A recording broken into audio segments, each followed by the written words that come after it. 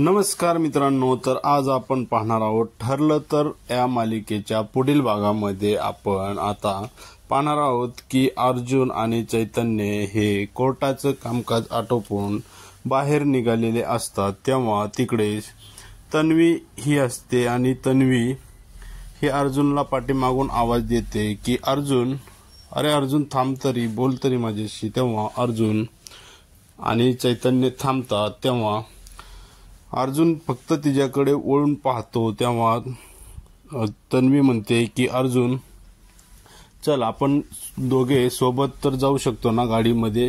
तेव्हा अर्जुन तिच्याकडे खूप रागात पाहतो आणि तिकडे चैतन्य असतो। तो चैतन्य तिला म्हणतो की ए बाई, आम्ही आधीच वैतागलेलो आहोत आणि तुझी जी नाटकं आहेत ना, हे आता ही जी नाटक कंपनी तुझी जी काही तू चालू केली आहे ना, ती आता बंद कर। कारण घरी आणि दारी हे तुझं कंटिन्यू कायम तुझं हेच चालू आहे। तुझी ही नाटक कंपनी आता बंद कर। तेव्हा ती चैतन्याकडे रागाने पाहते आणि त्याला बोलते की मी तुझ्याशी बोलत नाहीये, तेव्हा तू मध्ये नाक खुपसू नको, मी अर्जुनशी बोलत आहे। तेव्हा अर्जुन ही तिच्याकडे खूप रागाने पाहतो आणि म्हणतो की तू माझ्या ह्याच्यामध्ये पडू नकोस, तुला माझ्या आयुष्यात येण्याचं तू कधीही स्वप्न बघू नको, मी तुला कधीही स्वीकारणार नाही। आणि असं बोलून अर्जुन तिकडनं निघून जातो।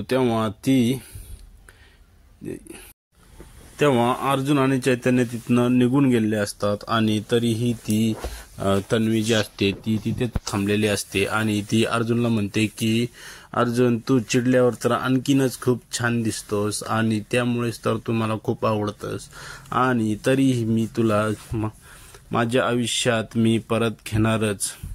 असं बोलून ती खूप खुश होते आणि तिथून निघून जाते। तेव्हा पुढे आता अर्जुनला तिथून पुढे गेल्याच्या नंतर आता अर्जुनला महिपत हा आवाज येत असतो, ओ अर्जुनराव, अर्जुनराव, राम राम राम राम करत तो तिथे आलेला असतो। त्याच्यासोबत साक्षी आणि तिचा वकीलही असतात आणि महिपत अर्जुनला म्हणतो की अभिनंदन, ओ अभिनंदन तुमचं अर्जुनराव।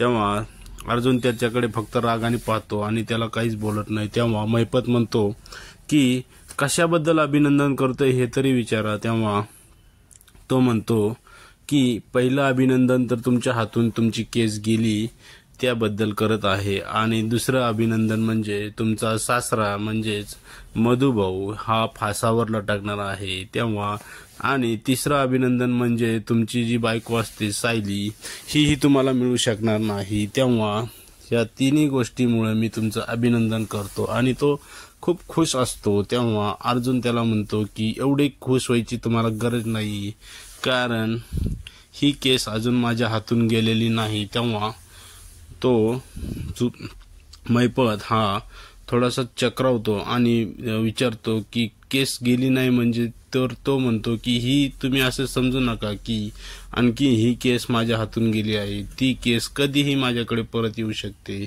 आणि तुम्ही जे पुरावे सादर केलेत मी ते खोटे आहेत हे कधी सिद्ध करू शकतो। तेव्हा तुम्हाला एवढे खुश व्हायचे कारण नाही।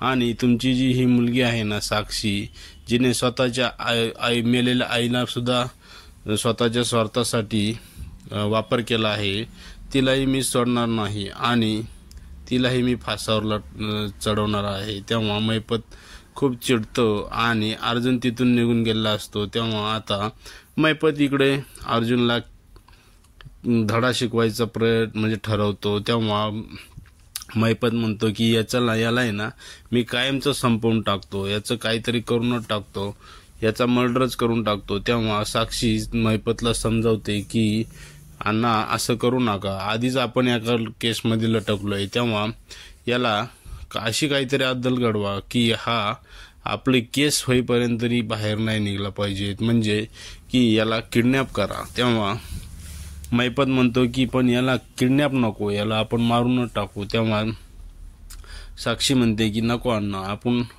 आपल्याला हे करायचे नाही आहे, तेव्हा तुम्ही फक्त याला किडनॅप करायचं ठरवा। तेव्हा तो त्याच्या वकिलाला विचारतो की अरे हा खरंच आपल्या केसमध्ये परत इंटरफेअर करू शकतो का? तेव्हा त्याचा वकील त्याला सांगतो की हो करू शकतो, कारण त्याने जरी केस दुसऱ्या वकिलाला दिली असली तरी जे काही केसमधील पुरावे, साक्षी पुरावे आहेत त्यांच्यामध्ये इंटरफेअर किंवा काही एक्स्ट्राचे पुरावे असतील तर तो सादर करू शकतो, त्यामुळे त्याला तो हक्क आहे. तेव्हा महिपत म्हणतो की मी तर आता याचा काटाच काढून टाकतो, याला मी आता ठेवणारच नाही.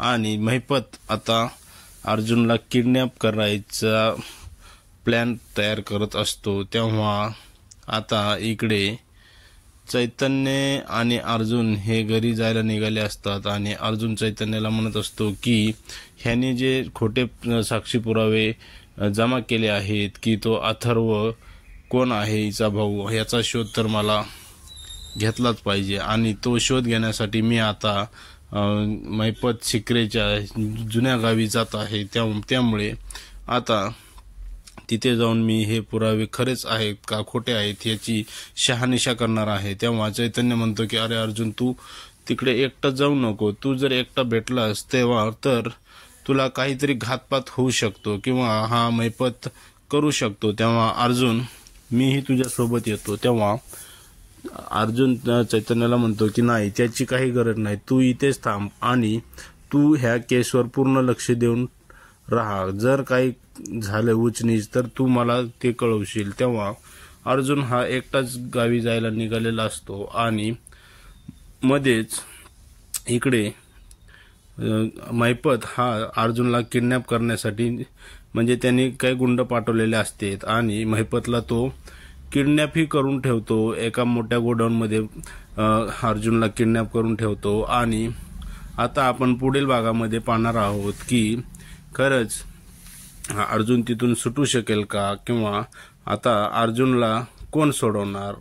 आणि इकडे साक्षीचे सायलीचे आणि सायलीला आणि यांना समजणार का. तर ह्या सर्व आपल्याला पाहण्यासाठी, असेच नवनवीन व्हिडिओ पाहण्यासाठी तुम्ही आपल्या चॅनलला सबस्क्राईब करा.